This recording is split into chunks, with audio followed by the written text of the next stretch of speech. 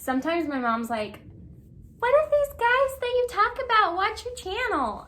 And I'm like, one, they don't watch my channel because my channel is for high school babes and that's not them.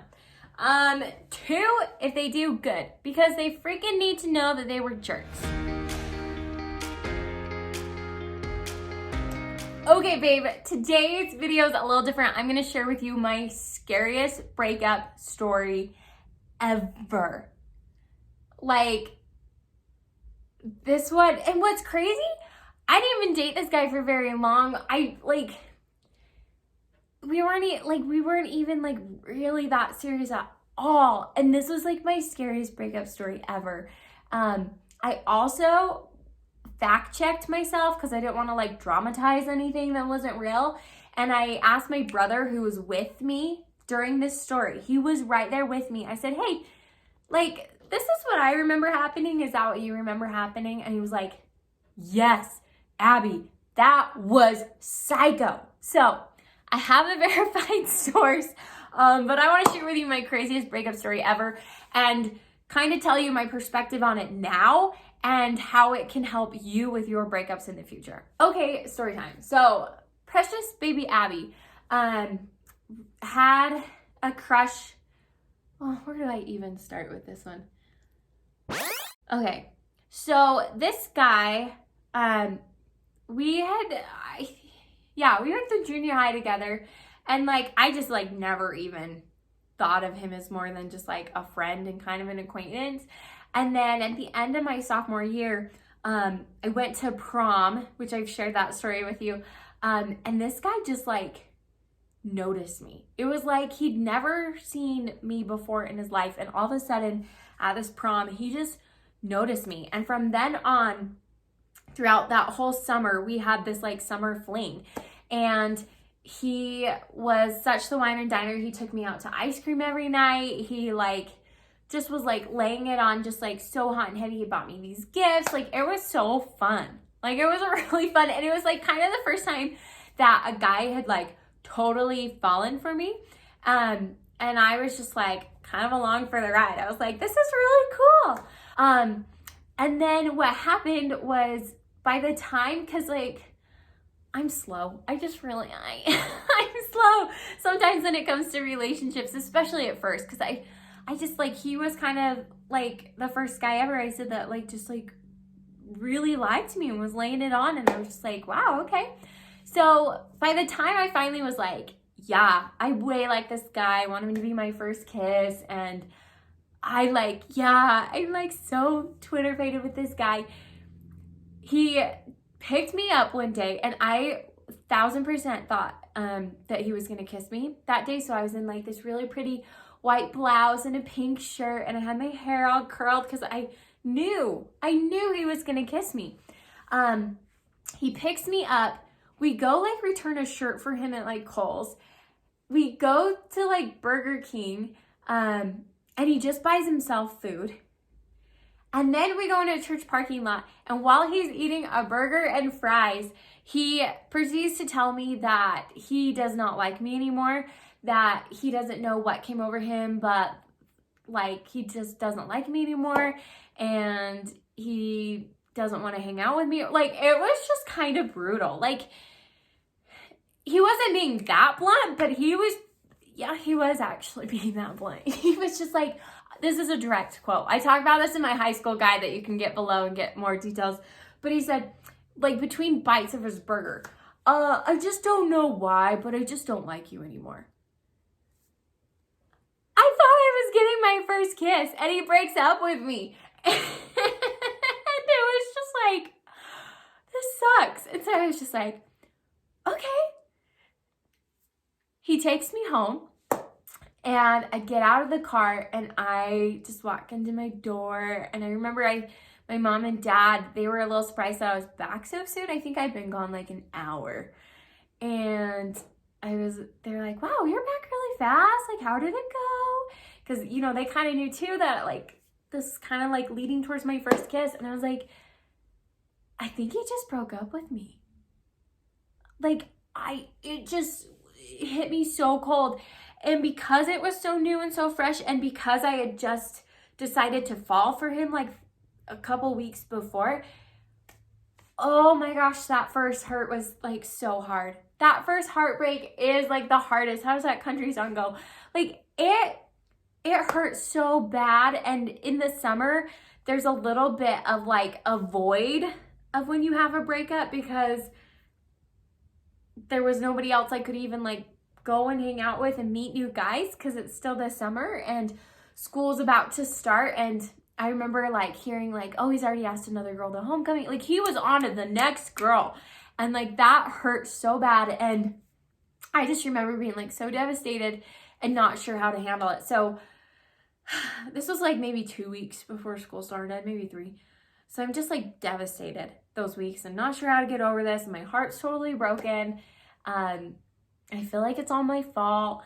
And so when school starts up again, obviously I'm not over him yet, right? And so I look for every opportunity to talk to him, to be with him, and to like interact, because we have similar friends, and he's just like not having it. Like, power to him. Like he was not one of those guys that was like kind of like playing my heartstrings after he like told me it was over. Like he was like flat out rude, like all the time, of just like ignoring me, pretending I wasn't there. Yeah, it just like, I just remember him being like so obnoxiously rude about it. And so you'd think I'd get the hint, right? But I didn't, because I was just like, so like, how could this guy turn on like flip a switch and just decide he didn't like me, right? Like that's what kept going through my head, is like, he still must like me, because like literally the like 2 days before he broke up with me, he was just like dream date, right? And so I was walking with my brother through the halls, and we were going to our car, and I noticed that this guy is right in front of me, and he's talking to another girl that I kind of know, you know. And so I started to like not punch his backpack, but just kind of like poke his backpack, and I was like, hey, how are you? And he ignores me. Like doesn't even turn around to like look at me. And this other girl that I knew, I think it was her name Maddie? I think it was Maddie. And she was just like, oh, hi, Abby. And he's like still talking to her though. So she can't even like really acknowledge me either, because he's like 1000% pretending I'm not there. And so I like poked his backpack again, because now it's just like awkward of like, well, what do I do? Do I just like submit and pretend I didn't interact with him?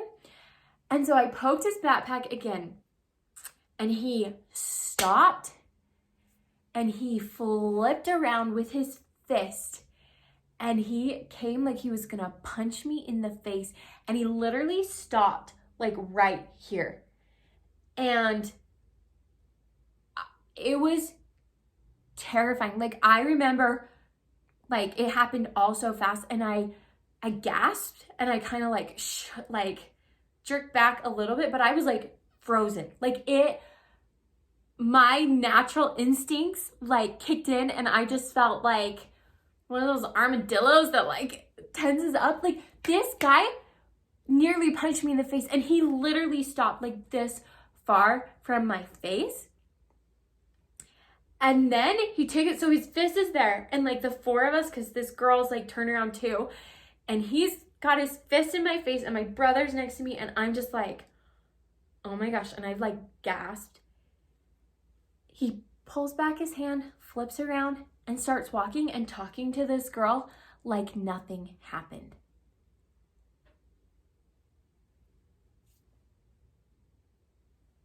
I was so scared. It was so bad. And that's the part that I asked my brother, that I went back and I said, hey, Easton, do you remember this happening? And he, like, no joke, that is 1000% what happened.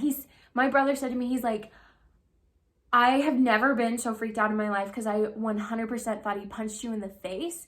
And only in like a split second realized that he hadn't, and that he had come like this close.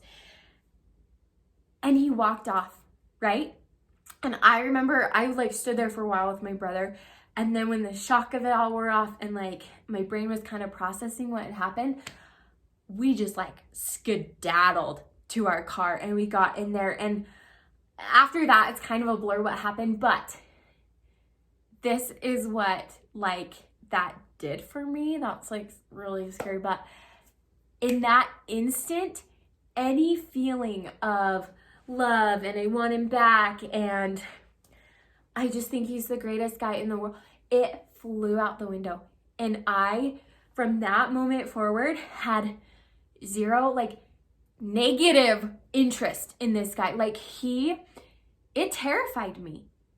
It terrified me. And he really showed me his real colors on that. And if anything, I'm not grateful that happened. I mean, what if he had punched me in the face? Like this far between like a not okay experience to like physical assault, like not okay. And so I just like in my brain, it literally was switched from like, I just want this guy back so bad to like my primal brain was like, this guy is gonna kill me, you know? That I never talked to him again. I never bugged him again. I dang well never touched his backpack again. Like I avoided him like the plague. And it was a psycho experience for me. I share this experience with you for a couple of reasons. One, freaking psycho. If an ex does that to you, they're showing you their true, like you do not want to be with somebody that even like pretends to punch you in the face, like psychoness. But two, just to show you like how drastic our emotions can be in high school. Like I went from like crazy about this guy to like, if I never saw him again in my whole life, I would be totally fine with it because those feelings of affection just died in 2 seconds. And that was, I guess, like a good thing. But 3, don't bug your ex. Like, that's my only tip for you. And I'm not pretending at all. Like, I don't feel like I was to blame for that. I feel like he was like so far out of line to do that. But just don't bug your ex because you don't know what can happen. And I know I'm not the only one with a crazy ex story. So if you've got one, leave it down below. But that was just like a really scary experience for me. And I think it was like a year later, like we were in our senior year, that I went to go get food at this restaurant and he happened to be working there and he was really nice and sweet to me. And I just remember driving away from that experience being like, yeah, like I'm glad that we're kind of friends now, but like we're not friends. Like that was like my experience from it because I was like, I don't let people almost punch me in the face.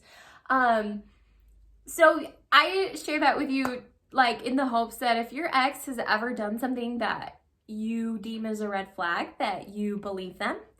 And that you realize that your power of emotion is yours to control and you can decide like a switch if you like somebody or if you don't, and you don't need to wait for them to almost punch you in the face to do that. And also just like leave your exes alone. Give them so much space. I have so many videos on dealing with breakups and rejection for this reason that I've had really bad experiences with it. So, I hope that this video helps you out. I hope that you will remember it the next time an ex is being like a total jerk to you. Just realize it's okay. You don't need them in your life because you don't know what they'll do when you push them past their limit, apparently. So like I mentioned, if you've got a crazy ex story, like please leave it down below. I'd love to read it.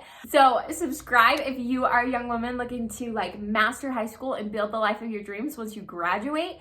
And so I hope that you enjoyed this video. I'm going to link for you some of my videos on how to like manage and deal with an ex, to give you some more tips and advice from bad experiences like this one. So wishing you the best of luck, babe, and I'll see you in my next video. Abby J out.